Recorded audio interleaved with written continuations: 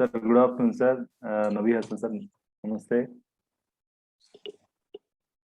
Sir, this is Ramakrishna, Assistant Professor in Department of Commerce, Mizoram University, sir. Good afternoon. Yeah. Dear participants, in the afternoon session, Dr. Nabi Hasan, Librarian, IIT Delhi. So, a small introduction of this eminent professor. So, he has served as a university librarian of Aligarh Muslim University, and he is the first Norman E. Borlaug Fellow from India in Library Information Systems, trained at Cornell University, New York, USA. Apart from the appreciations from various renowned personnel like chairmen, vice chancellors of various universities, directors of reputed institutions. So some of the awards I'm going to read. Sorry, sir, I'm not going to cover all the awards. Little bit. Some of the awards only. I think there is no need of further introduction. So I'm working. No, sir. There are so many awards. List is there. Just ignore it. Just ignore it because they may not be related to this group of audience. So they are mostly related to library information science internationally. So let's ignore it. Yeah. So I would like to know a little bit about participants. Okay, participants, sir has many awards in the library sciences and in various sectors. So sir is going to explain about the IPR, intellectual property right issues and practices in print and digital environment. So I'm handing it over to this sir. Sir, please take the platform. Thank you very much, Dr. Guru. Yeah, let me share my screen.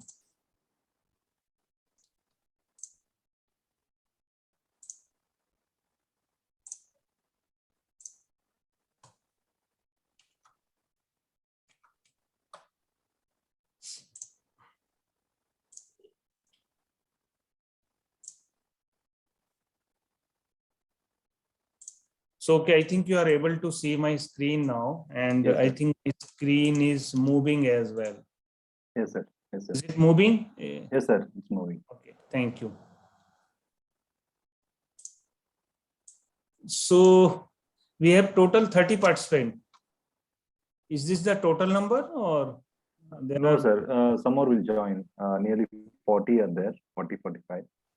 Okay. So, because of internet connectivity, they are not. Yeah, the time is very odd. It's lunch time for everyone. Yes, sir. They will join soon, sir.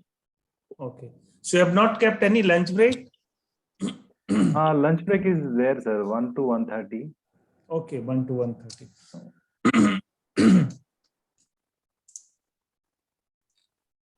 So I think these are from different disciplines of commerce, economics, and management, sir. Okay, management. Fine. So I think what is the format? All the time for like presentation, or there is some time for discussion as well? Last few minutes, if you provide some time for the question and answer session, then it would be better, sir. Okay. If there is a question, then we can go ahead. Otherwise, you can conclude with the presentation. So I would prefer question at the end of this session. Yes, sir. That's a great thing, sir. We are very thankful to that.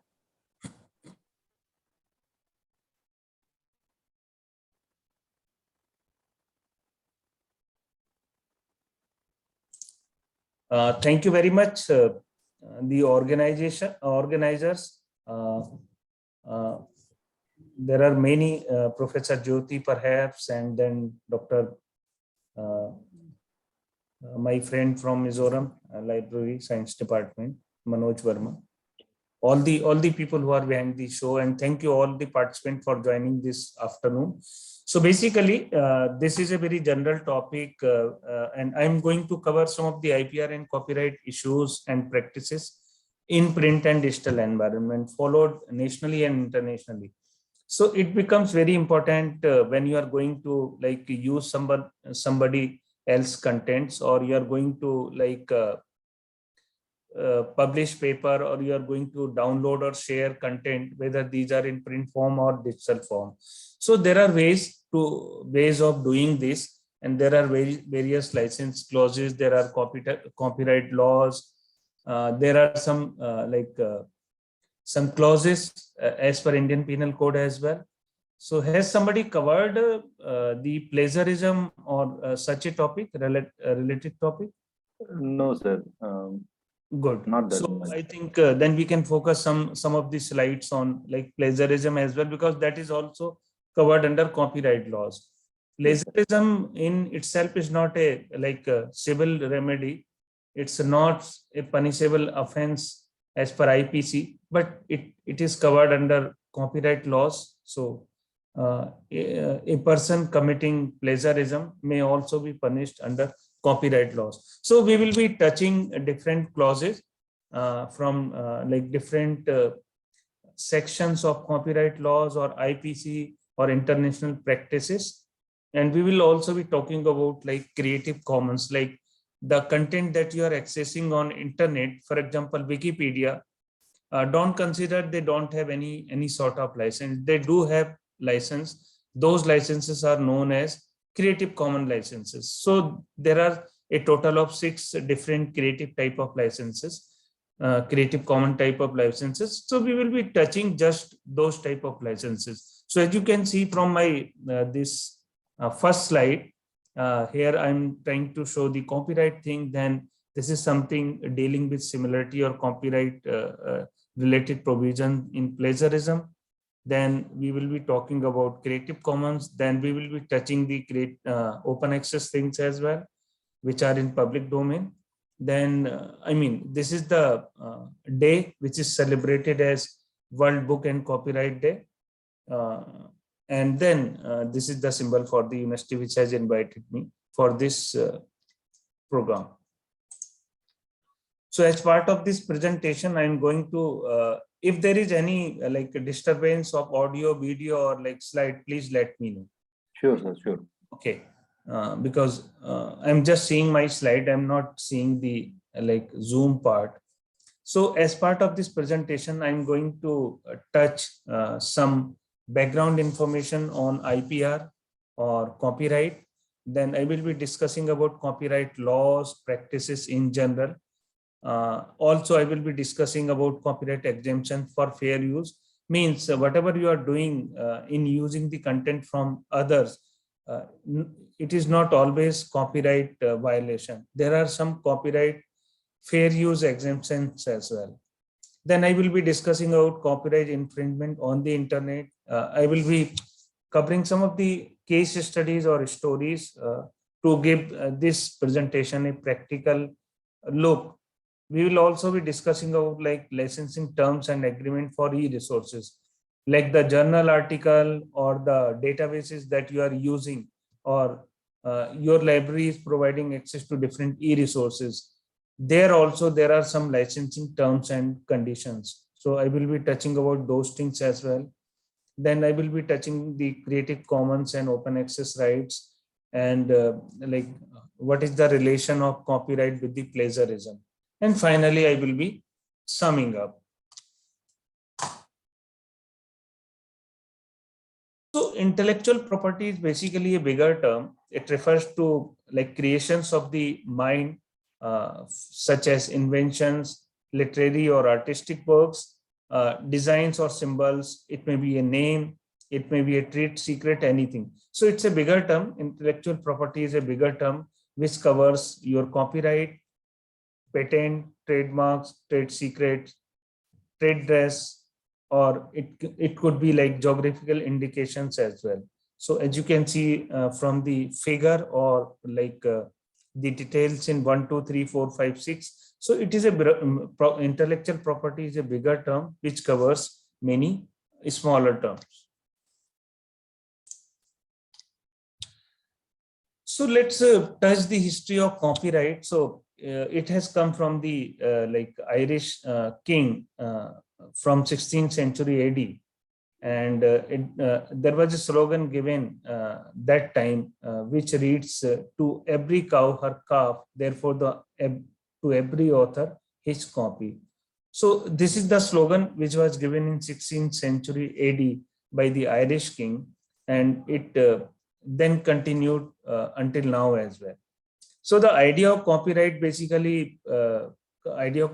protection basically started or developed basically when the printing press came into existence. And there are many historical dates which pertains to copyright, like in 1509, there was a copyright happened or originated from UK. Then on April 10, 1710, British Statute of Anne was the first legal provision for works on authorship. And there is a long history, like French law of 1791 or USA 1790, first statute enacted. And the Philadelphia spelling book is the first book to be copyrighted. So there is a long history of all these development. But of course, when the printing press started, then these things, copyright things, became more common. So the copyrighted works in India enjoys the same rights and privilege in other countries as well, because we are the signatories of the Berne Convention, or like we are the member of UCC or member of the World Intellectual Property Organization, which is a UN body. So if we are signatory, any of the countries, those who are signatory to Berne Convention or like UCC or WIPO body, the copyright provisions are equally applicable in all the countries, whether you are in India or you are in America.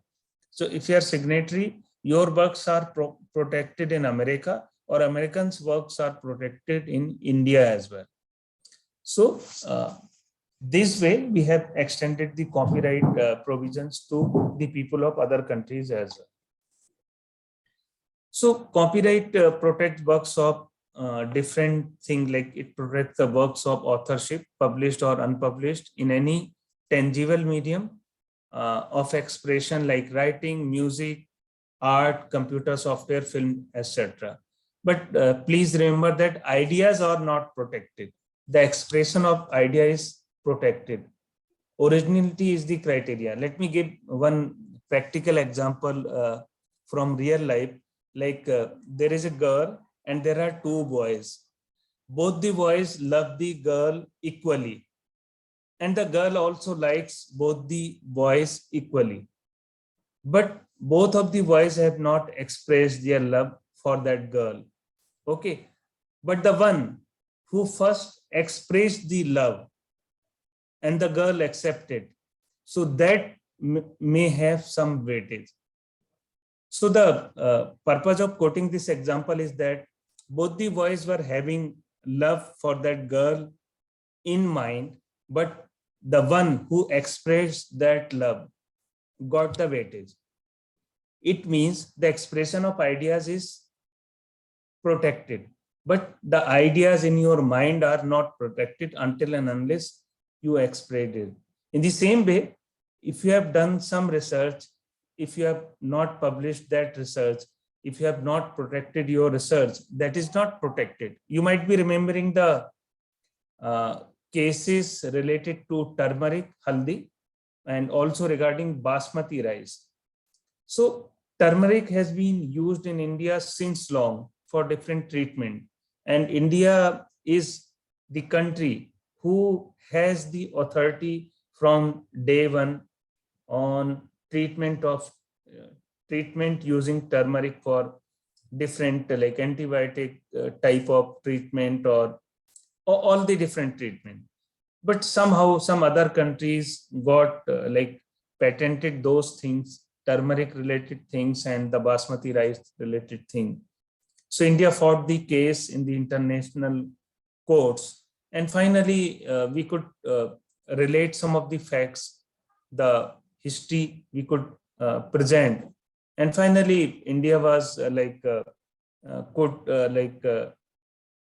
convince the international authorities that these are some of the things which were being used in India since long. So the purpose of like elaborating all these things is that if you are doing something good, if you are doing really some great research, if you have published something great, or if you really have some great idea, better to get it documented. It is not necessary that a book that you have published should be registered. But of course, these registrations or documentation establishes a public record. So in case of any claim by someone else, then your rights are protected. So this is how the expression of ideas is protected. Ideas in your mind, research in your mind, that is not protected until and unless that is expressed in some form. So Copyright Designs and Patent Act 1970 does not contain the word internet, okay, or digital. So there is no mention of like digital or internet anywhere. And Indian Copyright Act 1957 deals with the protection of computer software, but it is also not having any such word like internet or digital. Even the most recently amended Act of 2012, which is one of the most comprehensive amendment of Copyright Act, it is also not having any mention of digital work or internet. But India has officially signed the WIPO Copyright Treaty, WCT, or WIPO Performers and Phonograms Treaty in 2018. So whoever are the signatories to WPPT and WCT, they are protecting each other's works in different countries. Like I just discussed, registration of copyright is not mandatory, but copyright is automatic once the original work is created and it does not require any formality. Means to claim the copyright, you do not require any formality, you do not require any mandatory registration. But as I discussed, registration establishes a public record of the copyright claim.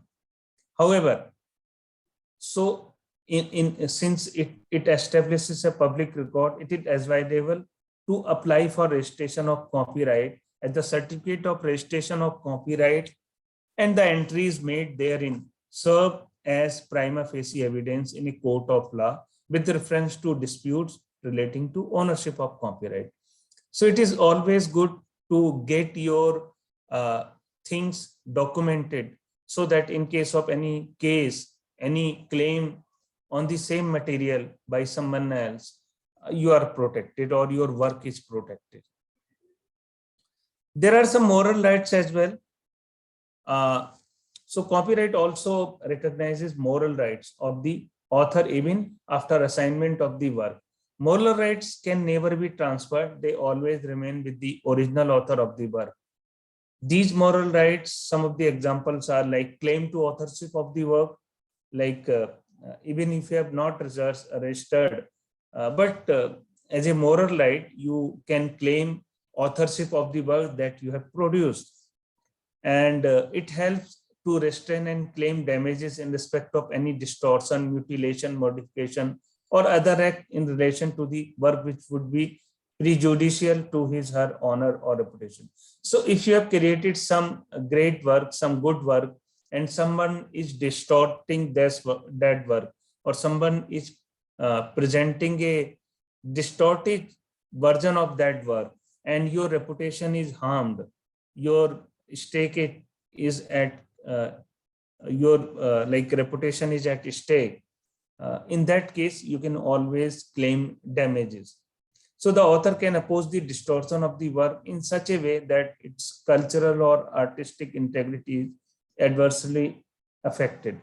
So if your image is adversely affected, or your reputation is adversely affected, or you are misrepresented by someone for the work that you have produced, you can always claim damages as far as moral rights are concerned. Rights of copyright holders in India. So I think some of the things I have already covered, but the primary goal of copyright law is to protect the time, efforts, and creativity of the work's creator. Means the person who has created the work, the copyright laws basically helps them to protect their really appreciable efforts that they have produced. As such, the Copyright Act gives the copyright owner certain exclusive right under Section 14 of the Indian Copyright Act 1957. These like exclusive right to copyright holders are like they can reproduce the work, they can prepare some other works out of their original work, that is known as derivative works. They can distribute copies of the work by sale, lease, or other transfer of ownership. They can perform the work in public, or they can display the work publicly.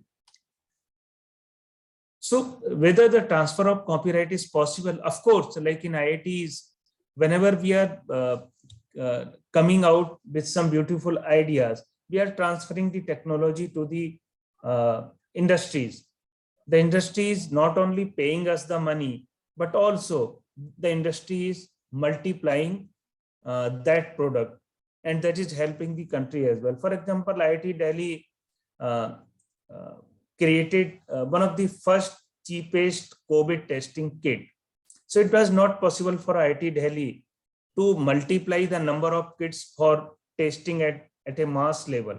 So basically they gave birth to the testing kit, but they transferred the rights to some industrial houses and they multiplied it.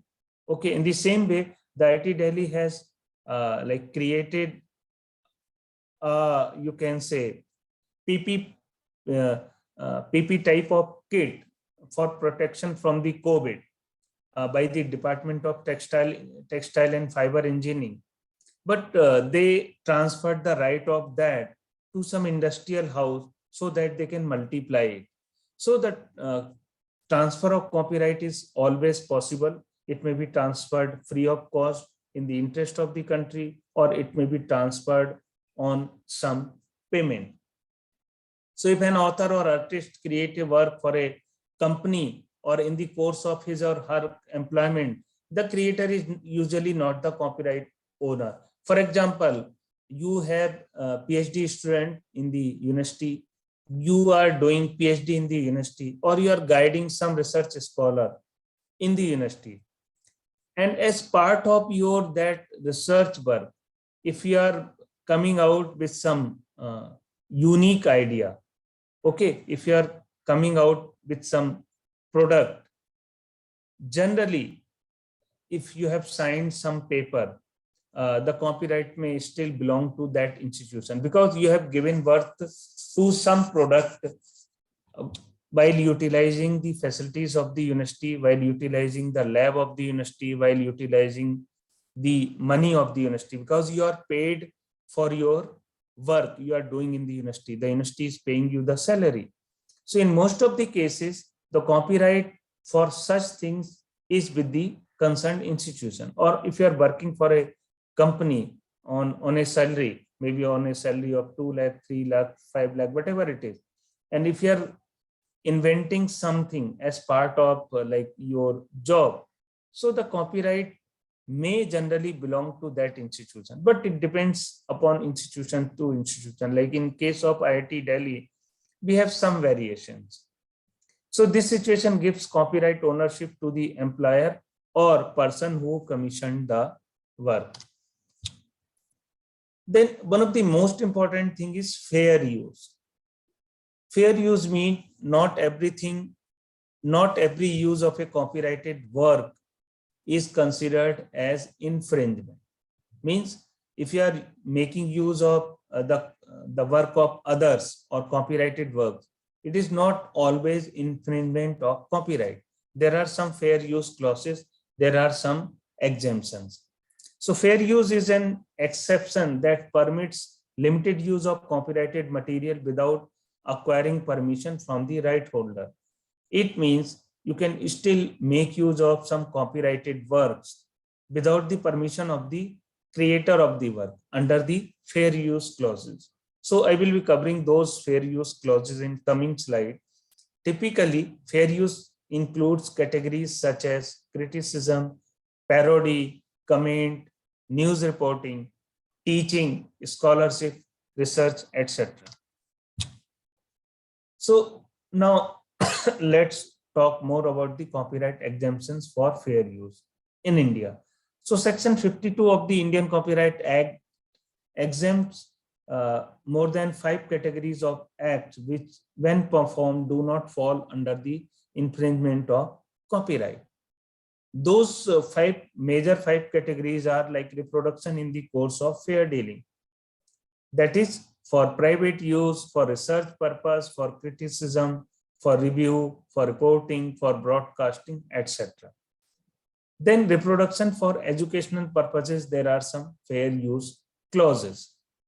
Then reproduction for official purposes, for example, for judiciary or for some legislative purposes, there are some exemptions. Then reproduction where there is remote relation to the original, which does not cause any loss to the copyright holder. So if you are reproducing something and you are not causing any harm, any loss to the original, then there are some exemptions as well. And reproduction for private entertainment, there are some exemptions under this clause as well. So this is very, very important, as you can see in the blue text, that up to 3 copies the library or librarian can make of a book if it is not available for sale in India or if it is an unpublished work. So this is permissible under Section 52O and Section 52P. So the library or the public libraries or the librarian can make 3 copies of a book which is not available for sale to India or which is an unpublished work that can be done for the research purpose. So this is a new clause which was added in 2012. Earlier it was not there. Then under clause N 2012 again, it allows library to make a digital copy of a rare or out of print work if the library has a non-digital copy. For example, I was the University Librarian of Aligarh Muslim University as well. And we have almost 16,000 manuscripts there. So these manuscripts, most of these manuscripts are rare manuscripts. These are out of print. Manuscripts are obviously not printed one. So these are rare out of print works. And it is allowed as per copyright law that we can make a digital copy of it for preservation purpose. Of course, we cannot make money out of making digital copy, but we can, for the purpose of preservation, we can make a copy and we can keep it in the library. But of course, if we do not have copyright, we cannot make it public. We cannot just digitize it and put it on like portal, public portal. Then there are many things in public domain. For example, whatever you are accessing on internet, mostly those things are in public domain. For example, like content from Wikipedia or maybe some news channels or whatever you are searching on internet and it is available without any restrictions, that is basically known as public domain. So public domain consists of all the creative works to which no exclusive intellectual property rights apply. Means no, there is no violation of copyright laws when you are using the content from the public domain. Okay, and those rights may have, so why there are no issues in using those content? Because those rights may have expired, been forfeited, expressly waived, or maybe inapplicable. So whatever content are available in public domain, in those cases, the content may be copyright free because of some of these reasons, like the copyright have expired or forfeited or have been waived off or maybe not applicable. For example, the works of Shakespeare and Beethoven and most early silent films are in the public domain either by virtue of their having been created before copyright existed or by their copyright term having been expired. So these are some of the discussion about the public domain. Then copyright infringement on the internet is very common. Internet is such a thing that the copyright violations are very common on internet. Why the internet happens to be the most powerful menace for copyright user is basically fourfold. Because internet is accessible without considerable impediment. Internet provides a platform for wide distribution and dispersion of information in a very quick time. The distribution cost is almost nil because the internet is almost free. The original and the copy are not easily differentiable, because once a person has uploaded original copy and another person has uploaded replica, it is very difficult to differentiate both the copies.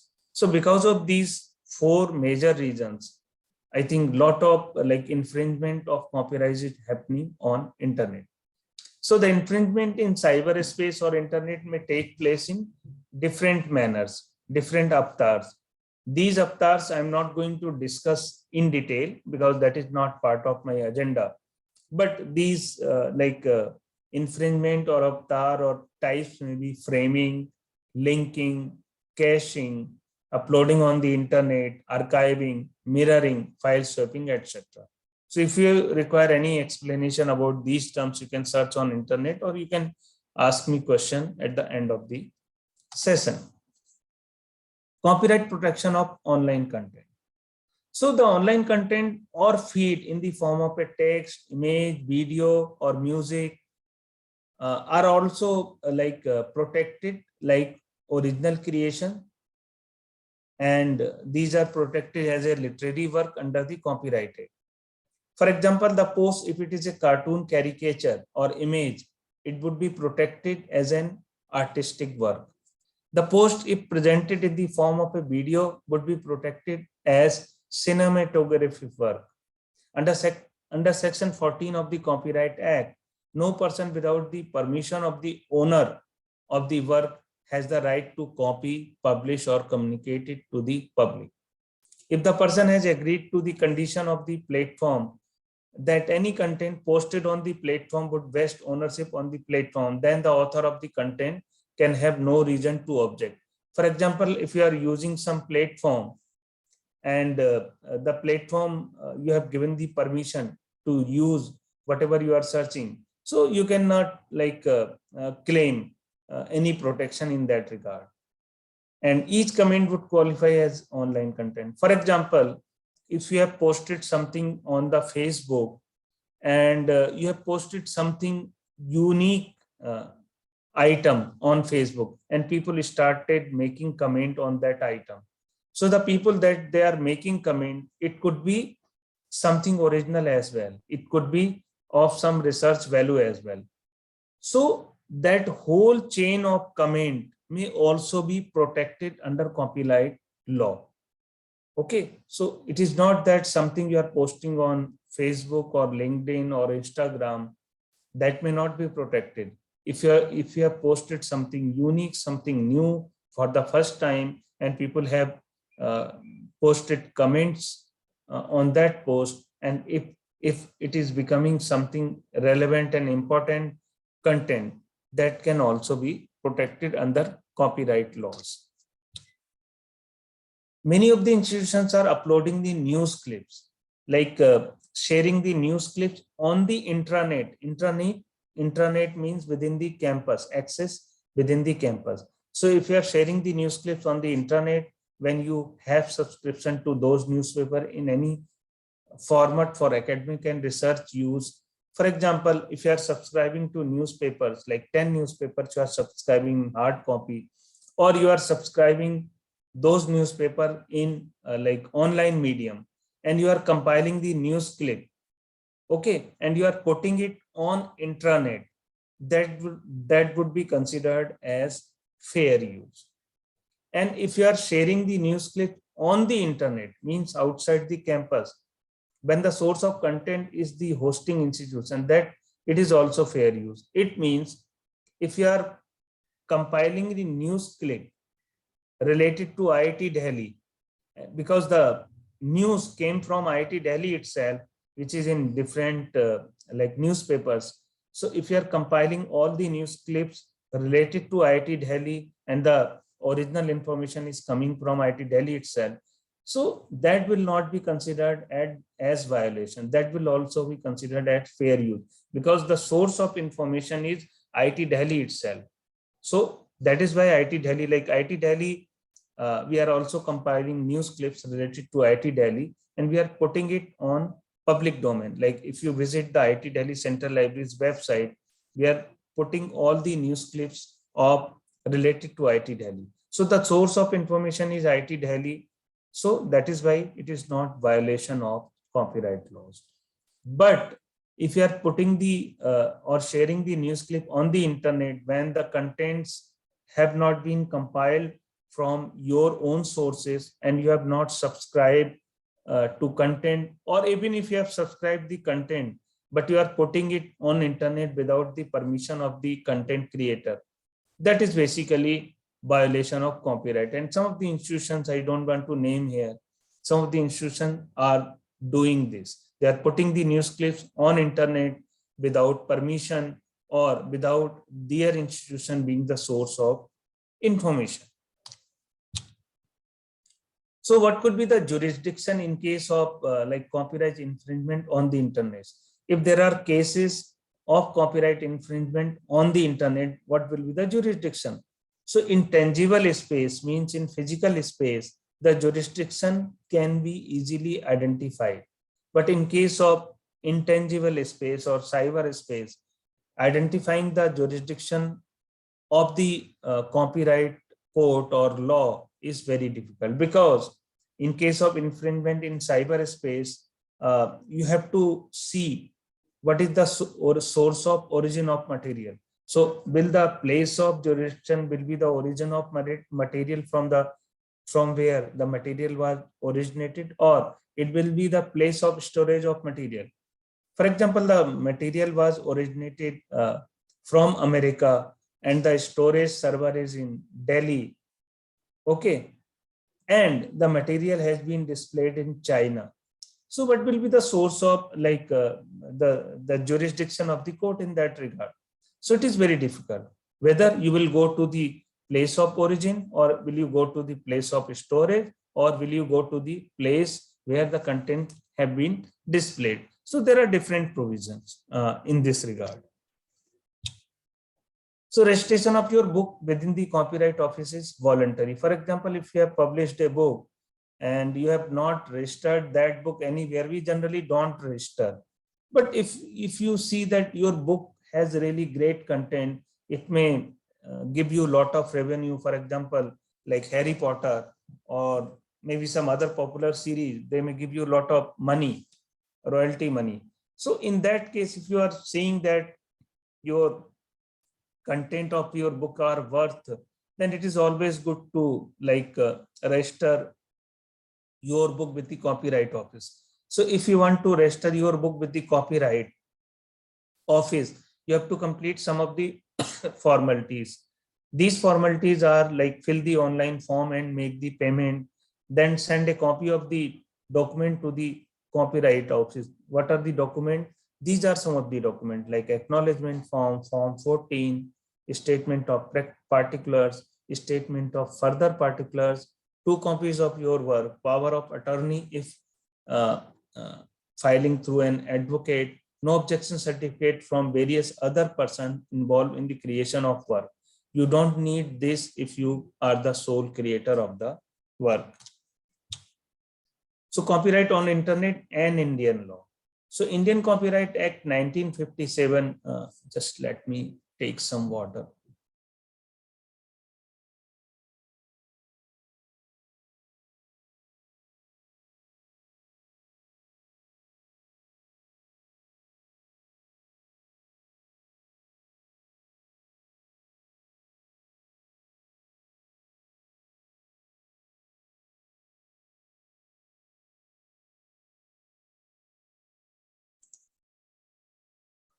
Okay, so copyright on internet and Indian law. So Indian Copyright Act 1957 deals with the protection of computer software, but again, it does not have any provision to check the piracy of software or like something like on internet. Though several important amendments were made to the Indian Penal Code in 1860, 1872, 1973, 2000, and the latest one in 2012, but still we do not find like much of the provisions as far as like things on internet are concerned. So if we read the language of the section 51 along with the section 14 of the Copyright Act 1957, it becomes clear that reproducing any copyrighted work, issuing copies of the work to the public, or communicating the work to the public would amount to the copyright violation under the Act, except the fair use provisions. So what will be the duration of the copyright? Generally, it is 60 years from the death of the author in case of India. As you can see, like literary, dramatic, musical, and artistic works, it is lifetime of the author plus 60 years. Means until the author is alive, or 60 years from the death of the author. Anonymous, pseudonymous, posthumous work, cinematograph film, sound records, government work, public undertakings, international agencies, photographs, etc. Again, until 60 years from the beginning of the calendar year. What about the foreign work? Copyright of foreign works of the countries mentioned in the International Copyright Order are protected in India. For example, if we are signatory to a common convention, then we have to protect the copyrighted work of each other. India will protect the copyrighted works of other country will equally protect our works in their country as well. Let's talk about some interesting case studies. Okay, so you can understand the value of copyright with these examples, like Harry Potter or the Da Vinci Code, etc. sold millions of copies, and royalties are in millions of dollars or pound sterling. So this is because of the copyright was with the people who basically published or who wrote. They were sharing the ratio of the income, ratio of the sale. And you can see the trademark values are enormous in case of some of the popular brands like Marlboro or Coca-Cola. So if there are no copyright protection, I think anybody can make the copies of Harry Potter that time, the movie, or maybe the printed, the novel or the fiction. So they could not earn that much money. So there was some sort of copyright protection. So these examples I have given just to give you an idea that how much money people made or how much money the companies made because of the copyright protection. I don't know, some of you who might be of my age, they might have heard about the Google versus Author Guild case. So Authors Guild versus Google is a basically copyright case litigated in the United States. It centers on the allegation by Authors Guild and previously by the Association of American Publishers that Google infringed their copyrights in developing its Google search database. I think you might have seen the Google Books database as well. So Authors Guild filed a case and in the United States, and on October 16, 2015, the Second Circuit the court rejected infringement claims from the Authors Guild and several individual authors, saying that whatever Google did, that was the fair use without violating intellectual property law. This was one of the very famous case which went into the favor of Google. This is also an interesting case, Princeton University Press versus Michigan Document Service case. I will also quote a case from India where the decision was entirely opposite. These are two same type of cases. One happened in the America, another happened in Delhi. Okay, in case of America, the decision was in favor of publishers, and in case of India, the decision was in favor of the document service provider, or you can say the photocopying services. So Michigan Document Services MDS was involved in creating packages of material for the student at the university. Means they collected different portions of the books as far as the syllabus is concerned, and they started preparing those course packs, and they supplied the content to the people on some payment. So the photocopying company paid for only the original and then started making photocopies. Means they paid once for the original, but they did not pay for the subsequent copies. Like they made 1,000 or 2,000 copies. They did not pay for that. So the court considered that it was not fair use and penalized the photocopying company. And you will see another case from India. In that case, the decision exactly in the same type of case was in favor of photocopying company. So there was another famous case of two smartphones, Apple versus Samsung. So Apple filed suit on Samsung saying it copied iPhone's front, back, and home screen styles. Apple won the case and awarded $1 billion in damages for infringement of 6 of 7 Apple iPhone or iPad patents.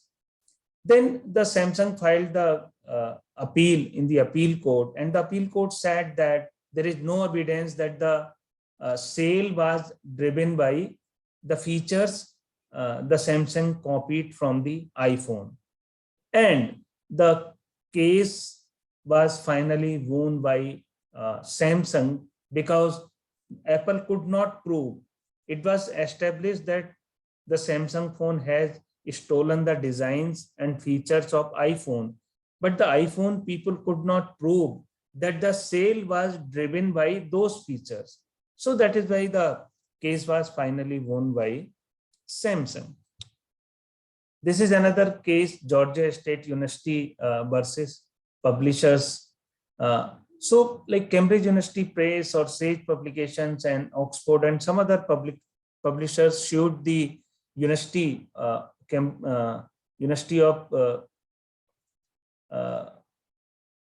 So they sued the Georgia State University, which was engaged in systematic, widespread, unauthorized copying and distribution of vast amount of copyrighted work.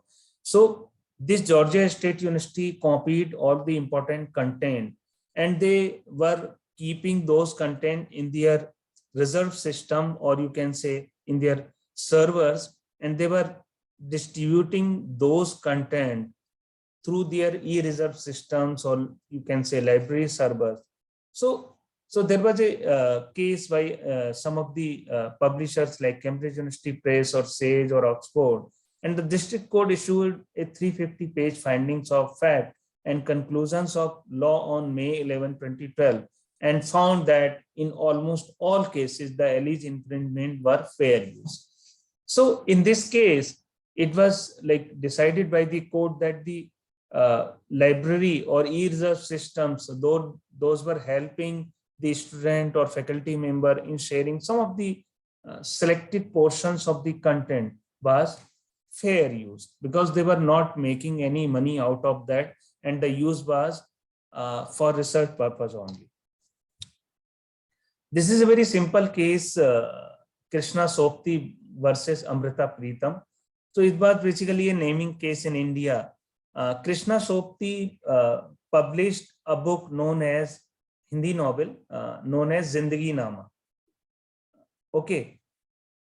So Miss Sopti, besides seeking damages of 1.5 lakh, demanded that the word Zindagi Nama be deleted from the Amrita Pritam's Hardat Ka Zindagi Nama. Okay. So the Krishna Sopti published a novel known as Zindagi Nama, and thus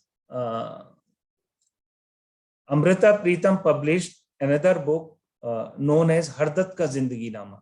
So the Krishna Sopti claimed that she has copied the word Zindagi Nama from her novel Zindagi Nama. On the other hand, Amrita Pritam claimed that Zindagi Nama is a very common word. It is not it's a you can say common name or a common knowledge. So Zindagi Nama cannot be protected. The word Zindagi Nama cannot be protected, and the word she used in her novel, that is Hardat Ka Zindagi Nama. So she said that I have been listening about the word Zindagi Nama from her childhood. So such a word cannot be copyrighted or protected. So finally, the case was won by Amrita Pritam only, and the court decided that Zindagi Nama is a common word and it cannot be protected or copyrighted. So what I'm trying to say with this case is that like common knowledge can be used by anyone. Like Gyani Jail Singh was the president of India. Okay, Jawaharlal Nehru was the prime minister of India. So these are some of the common words or common knowledge. These cannot be copyrighted. These can be used by anyone. So this is one of the very famous case from Delhi, from India, in which the Rameshwari photocopying shop in Delhi University campus started making, preparing copies of course pack. Means on the basis of syllabus, they selected the content from different books and they started making course pack and they started selling those photocopies of those course pack to students. So there was a case from some big publishers like Taylor and Francis, Cambridge University Press or Oxford University Press. And the case was fought for 4 years. Okay, it was fought for 4 years. And finally the judgment came in favor of Rameshwari photocopying shop, saying that it was not infringement, but it was the fair use. But if you see here, in case of like Princeton University Press versus Mission Document Delivery Service, the court gave decision in favor of the publishers, not in favor of the photocopying. So, but in case of India, the decision was opposite. So the pertinent question in this case are like, can fair dealing under section 52(1)(a) be applied to full book copying? Or although section 52(1)(i) allows for the reproduction of any work by a teacher or a pupil in the course of instruction, can it be applicable for mass photocopying? Or is there no upper limit? Means can you copy the full book, something like that?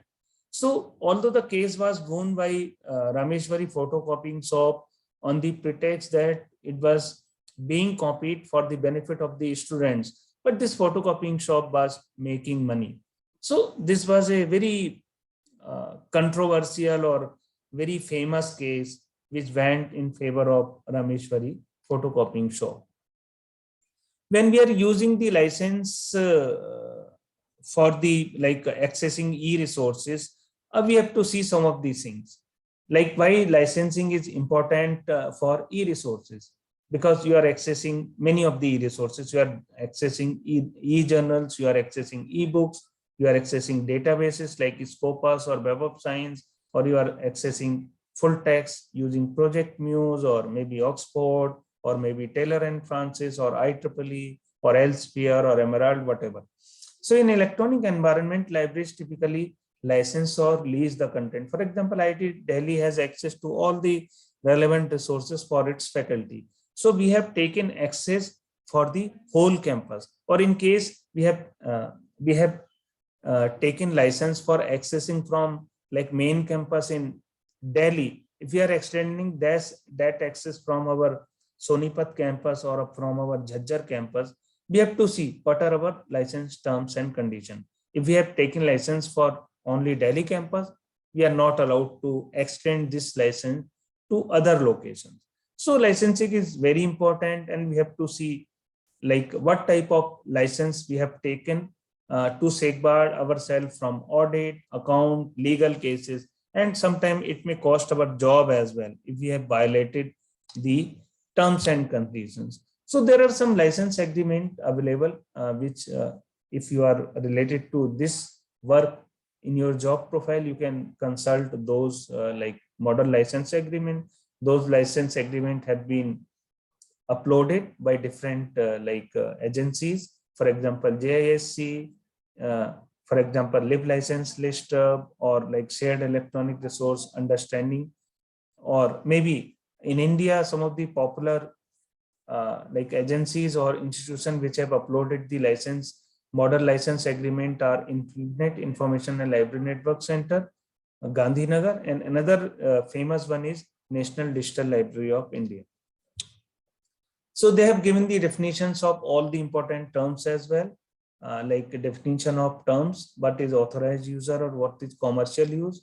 They have also given the definition or explanation about what is permitted and what is restricted.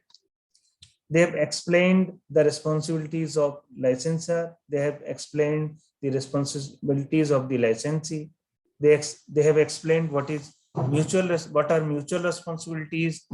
They have explained about the fee and payment, terms and termination, acknowledgement and protection of intellectual property rights, representations, warranties, and many other things. So in case of any dispute, there are some arbitration clauses as well. So instead of going directly to national or international court, there are some of the arbitration agencies as well. Like most of the publishers puts a clause in the license agreement that in case of any dispute, litigation suit will be settled in the court of their own country. For example, if you are providing access to IEEE, the IEEE would like to mention that in case of any dispute, the court of law should be at, for example, USA or courts of United States of America. But as India, we would like to have the jurisdiction of the court should be in India, maybe in Delhi. So some are agreed on a reciprocal arbitration clause, like in case of problem, let's explore the some arbitration agencies. So body in India for settling the dispute to arbitration is International Center for Alternative Dispute Resolution, which is in Delhi. Then we also have Intellectual Property Appellate Board as well. So instead of going to court, we can also decide such dispute at such agencies as well. For example, Intellectual Property Appellate Board. It has been set up at Chennai to hear appeals against the decisions of the registrar of trademarks, geographical indications, and the controller of patents. Both foreign and domestic IPR holders are treated equally under Indian law. The government also brought out a handbook of copyright law to create awareness about copyright amongst the stakeholders. The IT Act provides for extraterritorial jurisdiction to cybercrime. And Section 74 provides that where any offense involves a computer or computer source in India, it can be taken note of under Indian law.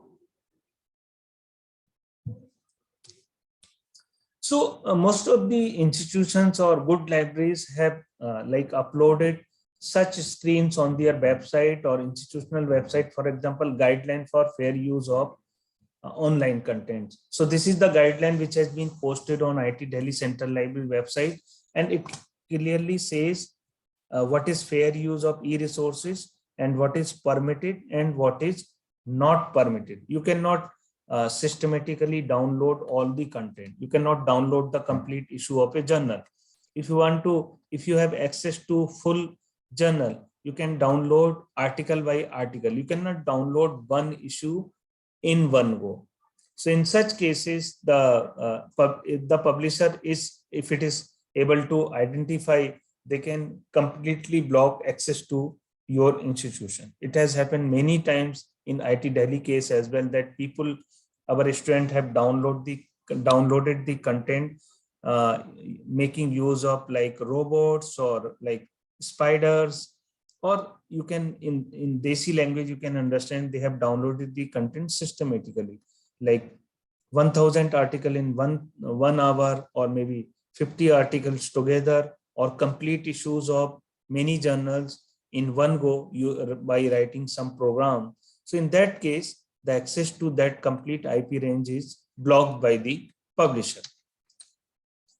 So this is one of the most authentic guide which the National Digital Library of India has given for copyright protection. So this is the guide which actually National Digital Library has not prepared on its own, but it has taken the legal content from different sources, especially Copyright Act and other things, and it has come out with beautiful guidelines which can help you in understanding what is permitted or what is fair use or what is violation of law.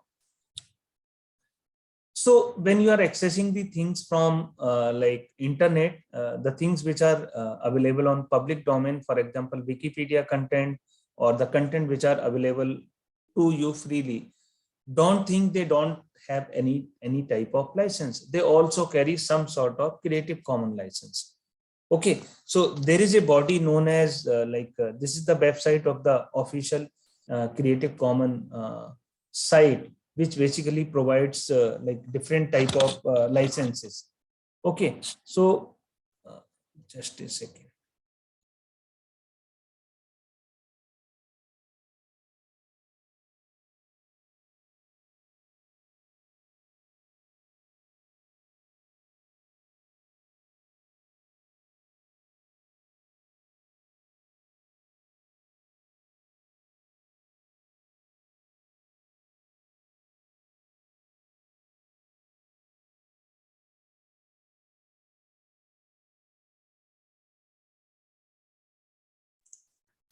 So this is the official website for Creative Commons. So when you are accessing anything which is available in public domain, don't consider that it is accessible without any license. Even the things which are in public domain also carry some sort of license. So basically, there are these 6 type of licenses which are given to documents or content which are uploaded in public domain. Starting with license number 1, which is CC BY. So CC BY is the most open license, and you can consider number 6, CC BY NC ND, could be the most difficult license. So this is the explanation of different type of license. I don't think I need to like explain these, but of course you can understand that under CC BY license, if you are seeing this type of symbol CC BY, or if the word CCY is written at the end of any website, it means the contents are available under Creative Commons license, which is CCY. So under CCY license, you can like distribute the content from that website. You can remix, you can tweak, you can build upon your work even commercially, as long as they credit for the original creation. So the only condition is that whatever content you are using, you need to acknowledge the content creator from where you have taken. So this is the most accommodating of license offered, and it is recommended for maximum dissemination and use of licensed material.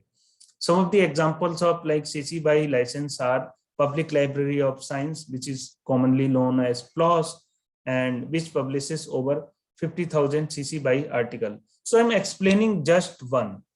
I'm not going to cover rest of the licenses, but the explanation is here. Means as you will go by 2, 3, 4, 5, or 6, the terms and conditions of these type of like open licenses would become little bit tougher. And the license which has been given to Wikipedia is CC BY SA. It means you can remix, tweak, and build upon your work on the basis of the content given in Wikipedia. This is CC BY ND, this is CC BY NC, this is CC BY NC SA, and this is the last license, CC BY NC ND. So this is a little bit difficult license which do not give you much freedom comparing the first license. Okay, so these are some of the issues and challenges in like Creative Commons regarding attribute, regarding issues and challenges. For example, there are no standard policies, there is lack of management support. So I'm not going to do it from whole list, but this is for your reference because this lecture is being recorded. You can see my slides later as well. So now let's talk little bit about copyright and plagiarism, because plagiarism is covered under copyright. So we are going to discuss plagiarism as well here, but we will not be discussing much because it could be covered by someone else as a complete other lecture as well. So let's discuss about copyright versus plagiarism. So copyright is about protecting rights of creator of information. It is to protect the unauthorized or unlicensed copying of a work subject to copyright laws of a country. But plagiarism is using someone else's work or ideas without giving proper credit. So it is not like you are not stopped in using someone else's work. You can use someone else's work, but you have to acknowledge. You have to say thank you. If you are taking help from someone, you need to say thank you. If you are not saying thank you, then the person may be annoyed. So plagiarism is a violation of basically academic norms, but not punishable offense under IPC. There is no clause in Indian Penal Code which can help punishing the people who are doing plagiarism. So that is why the plagiarism has been brought under copyright violation, and it is illegal as well. So if you are punishing someone for plagiarism under copyright, then the person may be sent to jail as well. So plagiarism is an offense against the author, while copyright violation is an offense against the copyright holder. In traditional academic publishing, they are usually not the same person due to the ubiquity of copyright transfer agreement. So copyright is applicable to licensed content only, while plagiarism is applicable to both licensed and unlicensed content. You will find such scenes in many cities. Where there are bigger universities, you will find such board. This is the original board. The photo has been taken from one of the cities of Delhi NCR. And I think I was in AMU, I also visited BHU, I also visited some bigger universities like Allahabad University. So you will find such boards everywhere. Like people are taking contract for writing your articles, they are taking contract for writing your research paper, they are taking contract for writing your full thesis, for submission of your thesis, for preparing your synopsis or dissertation, and they are helping you in publishing your papers as well by paying some money. They may charge you 2 lakh rupees for your PhD thesis, or they may charge you 10-20,000 for your one research article. So please be cautious about these things. I have hidden the this address of the shop which has displayed this, because this is illegal. If there is some complaint from someone, then the person will be in trouble. So is plagiarism only an ethical issue? No, it is not. It is more than that. What if plagiarism is detected? So there are various like punishment for plagiarism for different type of people. Like if a student found guilty of academic misconduct, an official warning may be given, or there are many other provisions as well. For example, requirement for resubmission, or if a faculty is found guilty, they may also face penalties like disgrace to both individual, guide, and institution, may face disciplinary action. It can cost a person his or her professional credibility or job, or debarment from eligibility to receive funds or grants or projects, etc. So legally, it is a subject matter of copyright infringement law and unfair competition, and can attract legal and monetary penalties for the violators. The offender may be penalized to compensate for the loss of profit of the original writer. Sometimes penalties can include criminal punishments and imprisonment as well. I will show you some of the examples. So this is the UGC Gazette notification about plagiarism, and it has categorized the plagiarism or similarity, which is equally to you as well. If you are if you are teaching in a college or university, or if your college or university is under UGC, it is equally applicable for you as well. So there are different type of like punishments, and there are basically four type of like similarities or punishments or similarities or plagiarism. For example, level 0 similarities, if the similarity is up to 10%, it is a level 0 punishment. There is almost no penalty for up to 10%. And if it is from level 1, that is from 10 to 40%, there is a like the manuscripts may be asked to be withdrawn, whether it is a thesis or research paper. Then there is a level 2 punishment when the similarity is 40 to 60%. You may be asked to withdraw manuscripts or thesis, may be denied a right to one annual increment if you are a faculty, shall not be allowed to be a supervisor to any master's, MPhil or PhD student for a period of up to 2 years. And if the similarity is more than 60%, even for one paper or one thesis, you may be asked to withdraw manuscript. You may be denied a right to 2 successive annual increments. You shall not be allowed to be a supervisor for master, MPhil, PhD student for 3 years. So this is one of the very famous case. He was the one of the most powerful vice chancellor of University of Delhi. When he completed his tenure as vice chancellor of the Delhi University, he was still serving as a professor, and he was sent to Tihar jail on a charges of plagiarism with none of his fault. His only fault was that one of his scholar gave him his name as a co-author, and that scholar copied some content from somewhere without proper acknowledgement. And that like similarity or plagiarism was established by court of law, and he was sent to Tihar jail under Copyright Law Act, and he stayed there in the jail for the day. By the late evening, he was out of that jail. But it was a very disgraceful situation for whole of the university or for whole of the academic community, or maybe for himself as well. And you will be surprised to know the person who filed the complaint against him was his own colleague, another professor from the same university. So please be cautious.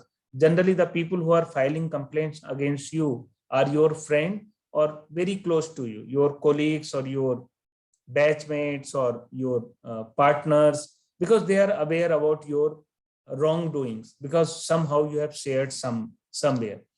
This is another important case. I'm quoting some important persons' cases only.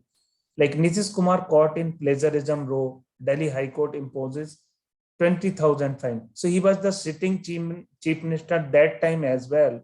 And a JNU scholar complained against JNU scholar Atul Kumar Singh complained against him that the book Special Category Status is Case for Bihar, published by the Asian Development Research Institute through its member secretary, but which has been endorsed by Nitish Kumar ji, is a plagiarized version of his PhD thesis.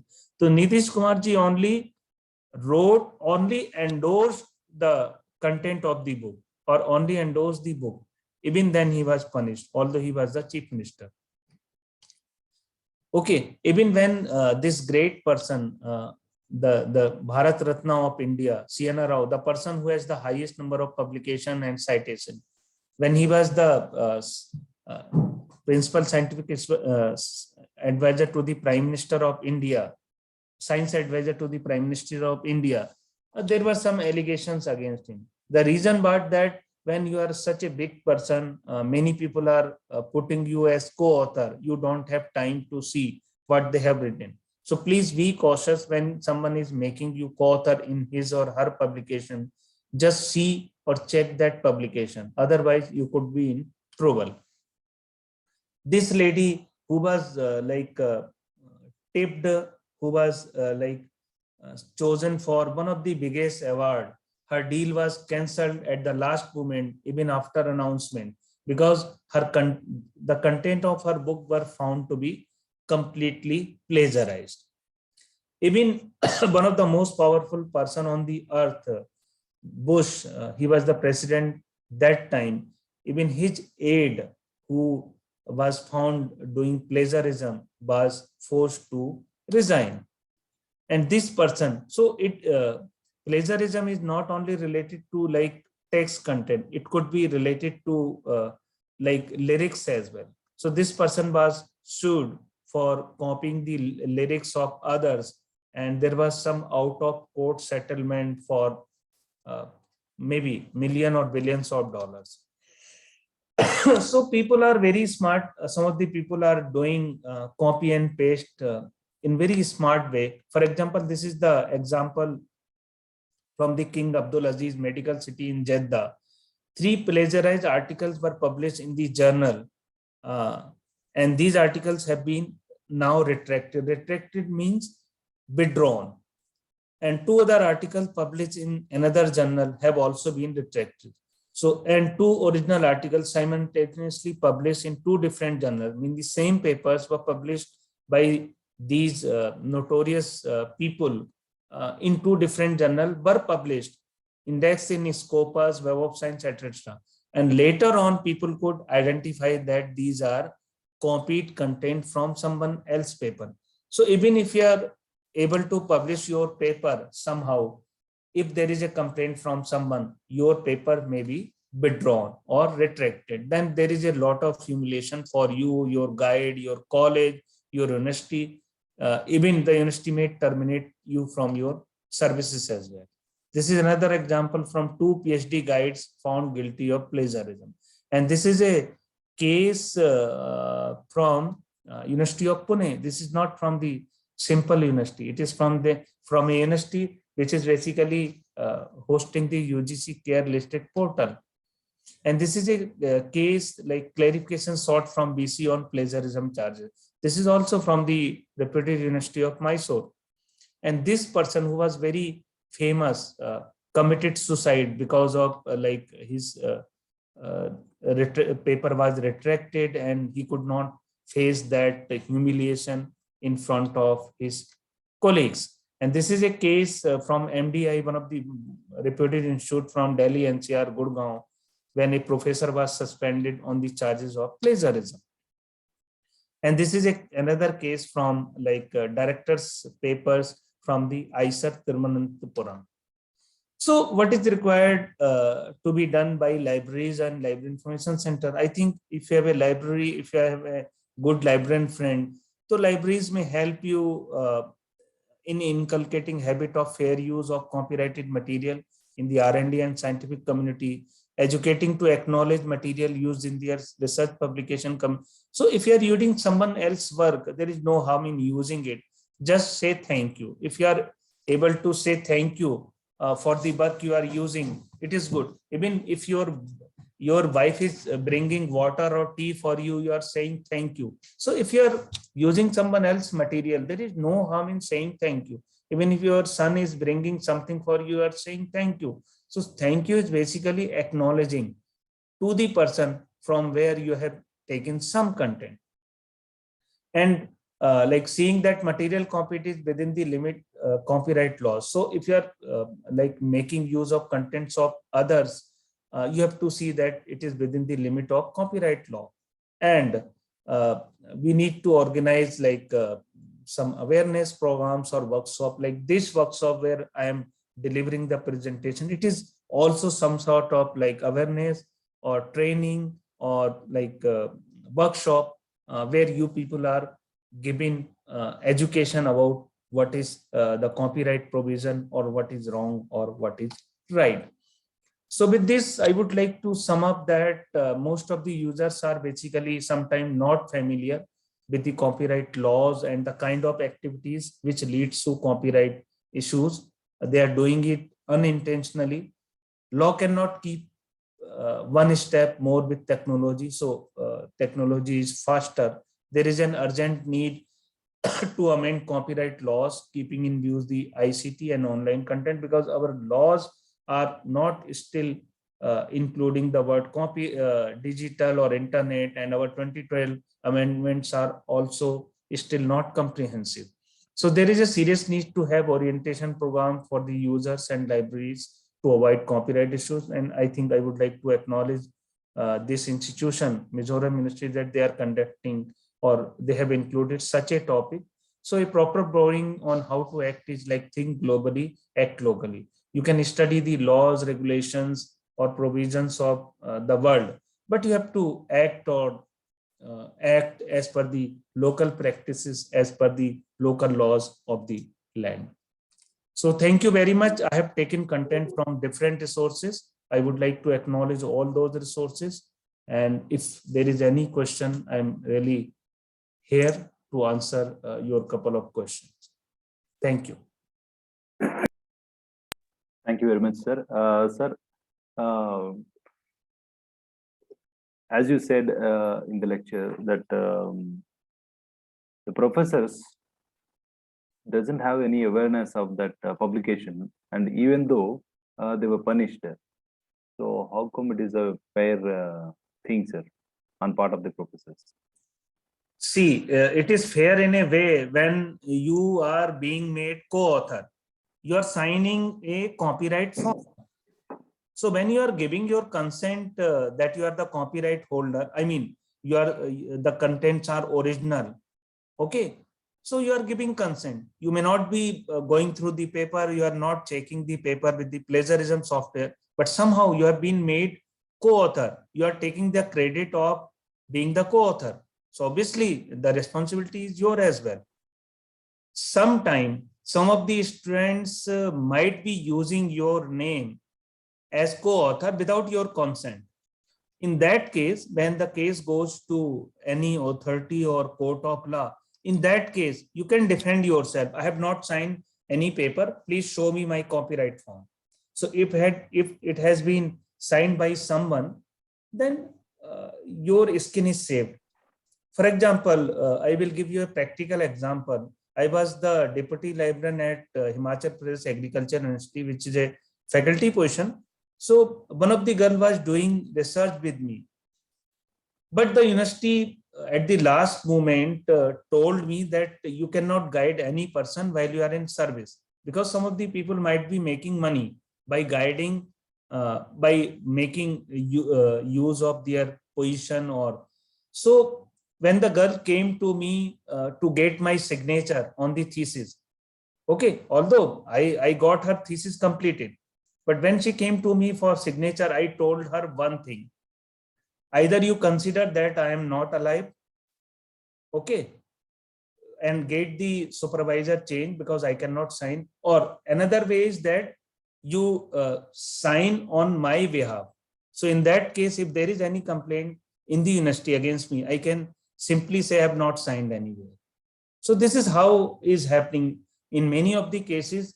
The students are using the name of their supervisor or big people in the profession, just because when the big persons are co-author, the paper is easily accepted.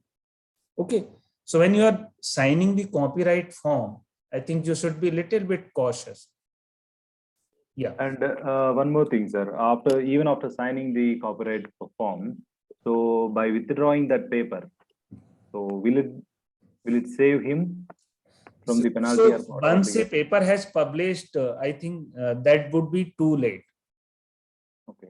Even after withdrawing, also he has to pay the penalty. So once the paper has published, I think that would be too late. So what he can do, sir, in such case? So I think, I mean, if there are no complaint, he can simply sit quiet. Or if there are complaints, he can immediately write to the publisher that although I have signed the copyright form, but I missed to check it with the plagiarism software, or somehow I was under the impression of this. So this paper may please be withdrawn from the issue of the journal. So I think if it is an online journal, they can remove that article and they can re-upload it.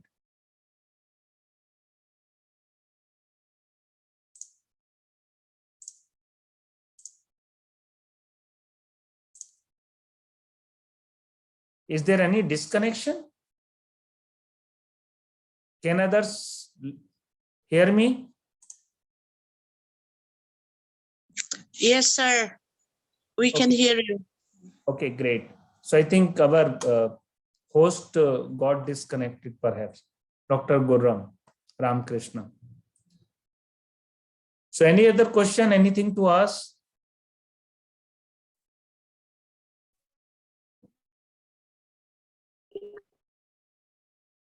Sir, I think there is no more question. Yes, sir. Guram can, yeah, you just in.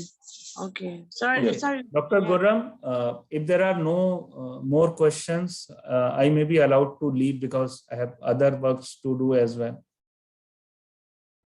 Thank you very much for your time, sir. Thank you very much. It is very beneficial to our participants, and they are also very much thankful to you, sir. Thanks for providing your valuable time for us. Thank you, sir. So Thank you very Sir, much for this opportunity. Hope to continue my association with this university. Although Manoj is a good friend of mine and we used to meet at many places. Recently, he was at Delhi. After 2 years, we had a international in-person conference and we had a good time. So hope to see you again somewhere, maybe in virtual mode. sure, sir. Thank you. Thank you very much. Sure, sir. Sure, sir. Thank you. Thank you very much, sir. Sir, good evening, sir. Professor Amka Datta, sir. Good evening. Good evening. So I'm going to introduce a few things about you, sir, to the participants. Dear participants, this Sir Minnal Kantidas, Minnal Kantidatta is a eminent professor in the University of IIT Guwahati. Previously, he worked in the Delhi University from 95 to 2003, and from 2003 onwards, he is continuing services